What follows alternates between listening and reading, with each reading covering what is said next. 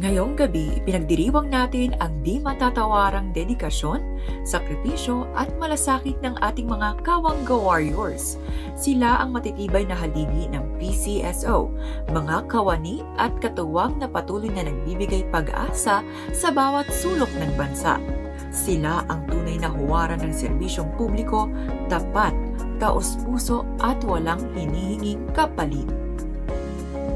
Sa panahon ng pangangailangan, sila ang unang tumutugon. Sa oras ng sakuna, sila ang nagiging sandigan. At sa bawat Pilipinong humihingi ng tulong, sila ang nagiging tulay upang maipadama ang malasakit ng pamahalaan. Ngayong taong 2025, sunod-sunod ang pinagdadaan ng trahedya ng Pilipinas. Sunog, baha, malakas na bagyo at mapaminsalang lindol. Maraming pamilyang nalugmok, ngunit hindi sila nag-iisa. Nariyan ang PCSO handang umalalay at magbigay pag-asa. Sa pangunguna ni PCSO General Manager Melquiades A. Robles at Chairperson Retired Judge Felix P. Reyes, kasama ang ating mga Lady Directors Janet De Leon Mercado, Jennifer Ilyongson Guevara at Imelda A. Papin, tinitiyak nila ang bawat sakuna ay may katapat na agarang tugon. Sa kanilang pamumuno, mas napalawak ang saklaw ng tulong. Mas napabilis ang pag-abot sa mga apektadong Pilipino. Nang maganap ang malawakang pagbaha sa Maguindanao, PCSO ang kauna-unahang ahensyang tumugon. Sa kabila ng banta sa seguridad at tensyon sa lugar, hindi nag-atubili ang ating mga Kawangga Warriors. Sila ay sumakay sa C-130 aircraft kasama ang Office of the Civil Defense at mga kasundaluhan at matapang na sinuyod ang mga isolated communities upang maipamahagi ang charity timba, food buckets na naglalaman ng mga pangunahing pagkain.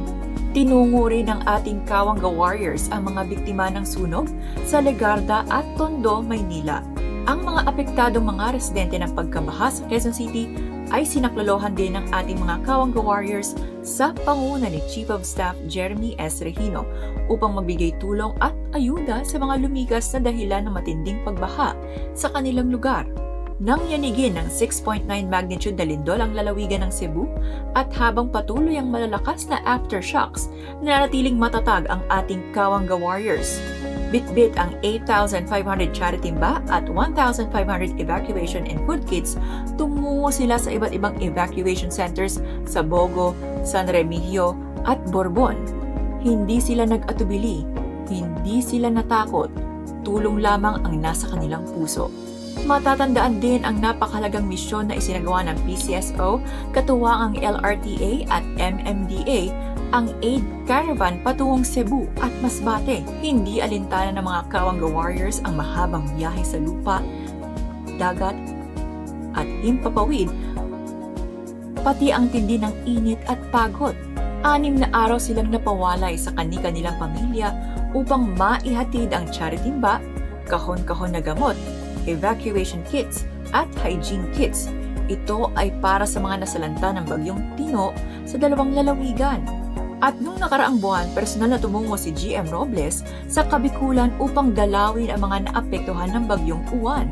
Sa tulong ng ating mga drivers at field teams, nadala at naipamahagi ang 5,500 charity timba at evacuation supply kits sa mga pamilyang labis na nasalanta. Ngunit hindi dito nagtatapos ang kwento ng kabayanihan. Sa bawat sakuna, sa bawat barangay na unang nangangailangan, naroon ang ating Small Town Lottery Authorized Agent Corporations o AAC, mga katuwang, mga kaagapay at mga kapwa bayani. Sila ay first responders, mabilis kumilos, agad nagbibigay ng essential relief goods at lagi nang handang sumuporta sa PCSO. Madalas bago pa man dumating ang ibang humanitarian groups, naroon na sila, nag-aabot ng pagkain, tubig at pangunahing pangangailangan sa mga biktima. Kinikilala din natin ang kanilang dedikasyon at malasakit. Sa kanilang agarang pagtugon, libo-libong Pilipino ang napakain at nabigyan ng bagong pag-asa.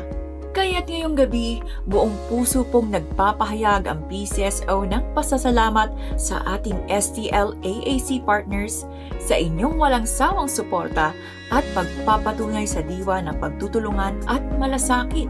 Dahil sa sama-samang pagkilos ng PCSO, Kawangga Warriors at STL-AAC partners, mahigit 28,000 charity timba, mahigit 4,000 evacuation kits at mahigit 30,000 hygiene kits ang naipamahagi sa mga pamilyang nasalanta ng iba't ibang kalamidad. Ito ang kwento ng malasakit. Ito ang kwento ng bayanihan. Ito ang kwento ng PCSO.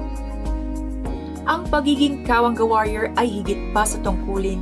Ito ay panata.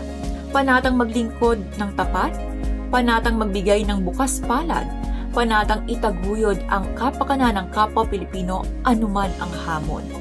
Aalis at iiwan ng pamilya, susuungin ng peligro at pagod, dala ang pangakong tutulong sa mga nangangailangan.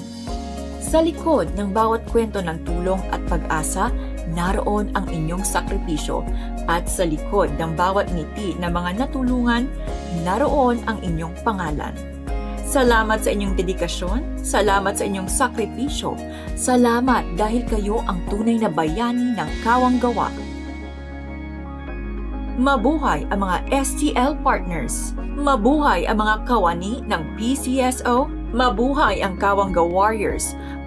PCSO, hindi umuurong sa pagtulong.